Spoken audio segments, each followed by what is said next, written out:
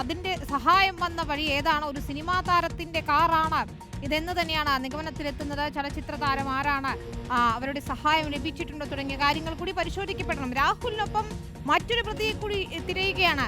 കൂട്ടുപ്രതിയായ, അതായത് ഈ കേസിലെ രണ്ടാം പ്രതിയായ ജോബി ജോസഫ്. രാഹുലിന്റെ ഉറ്റ സുഹൃത്തായ ജോബിക്കായി അന്വേഷണം ഊർജിതമാക്കിയിരിക്കുന്നു. ഇന്നലെ പത്തനംതിട്ട മൈലപ്രയിലെ ജോബി ജോസഫിന്റെ സുഹൃത്തിന്റെ വീട്ടിൽ അന്വേഷണ സംഘം പരിശോധനയ്ക്കായി എത്തിയിരുന്നു. പത്തനംതിട്ട കോളേജിൽ KSU യൂണിയൻ ഭാരവാഹികളായിരുന്നു രാഹുൽ മാങ്കുട്ടത്തിലും ജോബി ജോസഫും.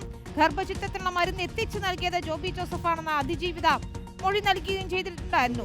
പ്രവീൺ പുരുഷോത്തമനാണ് ചേരുന്നത്. പ്രവീൺ, ഏറ്റവും നിർണായകമെന്ന് പറയുന്നത് ഈ ജോബി ജോസഫിനെ കൂടി കണ്ടെത്തുക എന്നതാണ്. കാരണം അശാസ്ത്രീയമായ ഗർഭചിത്രത്തിന് രാഹുൽ ഭീഷണിപ്പെടുത്തി ആ ഗുളികകൾ എത്തിച്ചു നൽകിയത് ജോബിയാണ്. രാഹുലിൻ്റെതിന് സമാനമായ കുറ്റകൃത്യം തന്നെയാണ് ഈ ഗർഭചിത്രവുമായി ബന്ധപ്പെട്ട് ജോബി ചെയ്തിരിക്കുന്നത്.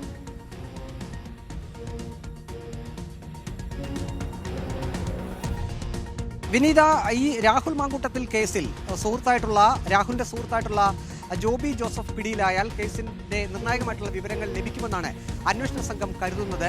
അതുകൊണ്ട് തന്നെയാണ് കഴിഞ്ഞ കുറച്ച് ദിവസങ്ങളിലായി ഈ ജോബി ജോസഫിനായിട്ടുള്ള അന്വേഷണം പ്രത്യേക അന്വേഷണ സംഘം ഊർജിതമാക്കിയിരിക്കുന്നത്. ഇന്നലെ രാത്രി പത്തനംതിട്ട മൈലപ്രയിലെ ജോബി ജോസഫിന്റെ സുഹൃത്തിന്റെ വീട്ടിലേക്കാണ് അന്വേഷണ സംഘം എത്തിയത്. അവിടെ നിന്നും ജോബി ജോസഫിനെ കുറിച്ചുള്ള വിവരങ്ങൾ കിട്ടുമോ എന്നറിയുന്നതിനുള്ള ഒരു ശ്രമമാണ് ഇന്നലെ പ്രത്യേക അന്വേഷണ സംഘം നടത്തിയത്. പക്ഷേ കൂടുതൽ വിവരങ്ങളൊന്നും അന്വേഷണ സംഘത്തിന് ലഭിച്ചിട്ടില്ല എന്നാണ് നമുക്ക് മനസ്സിലാക്കാൻ കഴിയുന്നത്. ഇന്നലെ നോട്ടീസ് നൽകി പ്രത്യേക അന്വേഷണ സംഘം മടങ്ങിപ്പോവുകയും ചെയ്തിരുന്നു. പത്തനംതിട്ട കാതോലിക്കൽ കോളേജിൽ KSUവിന്റെ യൂണിയൻ ഭാരവാഹികളായിരുന്നു രാഹുൽ മാങ്കൂട്ടത്തിലും ഈ ജോബി ജോസഫും. രാഹുൽ മാങ്കൂട്ടത്തിൽ കോളേജ് പഠനകാലത്ത് അന്ന് KSUവിന്റെ യൂണിയൻ കൗൺസിലറായിരുന്നു. അതേ അധ്യയന വർഷം തന്നെ സുഹൃത്തായിട്ടുള്ള ജോബി ജോസഫ് കലാലയ യൂണിയൻ ചെയർമാനായിരുന്നു. അന്ന് മുതലാണ് ഇവർ തമ്മിലുള്ള പരിചയം തുടങ്ങിയത്. 2016 പത്തനംതിട്ടയിൽ ഒരു വ്യാപാര സ്ഥാപനം ജോബി ജോസഫ് തുടങ്ങിയിരുന്നു. അതിൻ്റെ ഉദ്ഘാടന ചടങ്ങിൽ ഉൾപ്പെടെ രാഹുൽ മാങ്കൂട്ടത്തിൽ പങ്കെടുത്തിരുന്നു. പിന്നീട് ആ ഒരു വ്യാപാരം അത് പല പട്ടണങ്ങളിലേക്കുമൊക്കെ വ്യാപിച്ചിട്ടുണ്ട്.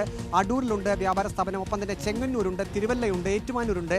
അങ്ങനെ ജോബി ജോസഫ് വിവിധ ഇടങ്ങളിലായി വ്യാപാര സ്ഥാപനങ്ങളും നടത്തുന്നുണ്ട്. ഏതായാലും അന്വേഷണ സംഘത്തിൻ്റെ ഏറ്റവും പ്രധാന ലക്ഷ്യം എന്നുള്ളത് ഈ കൂട്ടുപ്രതിയായിട്ടുള്ള ജോബി ജോസഫിനെ പിടികൂടുക എന്നുള്ളത് തന്നെയാണ്.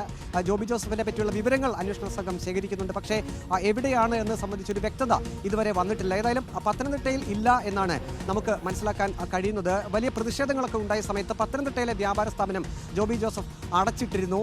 ഈ ജോബി ജോസഫിനെ പിടികൂടിയാൽ ഈ അശാസ്ത്രീയമായിട്ടുള്ള ഗർഭചിത്രത്തിന് ഉപയോഗിക്കുന്ന മരുന്ന് അത് എങ്ങനെ എത്തിച്ചു, എവിടെ നിന്നാണ് അത് കൊണ്ടുവന്നത്, എവിടെ വെച്ചാണ് കൈമാറിയത് ഉൾപ്പെടെയുള്ള കാര്യങ്ങളിൽ ഒരു വ്യക്തത വരുത്താൻ കഴിയും എന്നാണ് അന്വേഷണ സംഘം കരുതുന്നത്. ഈ അതിജീവിത തന്നെ മൊഴി നൽകിയിട്ടുള്ളത് രാഹുൽ മാങ്കൂട്ടത്തിലിൻ്റെ സുഹൃത്തായിട്ടുള്ള ജോബി ജോസഫാണ് തനിക്ക് അശാസ്ത്രീയമായിട്ടുള്ള ഈ ഗർഭചിത്രത്തിനുള്ള മരുന്ന് ഏൽപ്പിച്ചത് അല്ലെങ്കിൽ കൈവശം തന്നത് എന്നുള്ള നിർണായകമായിട്ടുള്ള മൊഴിയാണ് കൊടുത്തത്. അങ്ങനെ വരുമ്പോൾ രാഹുൽ മാങ്കൂട്ടത്തിൽ കേസിൽ ഏറ്റവും പ്രധാനപ്പെട്ട ഒരു തെളിവായി മാറാൻ പോകുന്നത് ഈ ജോബി ജോസഫിനെ കസ്റ്റഡിയിൽ എടുക്കുകയും ചോദ്യം ചെയ്യുമ്പോൾ ലഭിക്കുന്ന വിവരങ്ങളായിരിക്കും. അത് അന്വേഷണ സംഘത്തിന് കൃത്യമായി അറിയാം.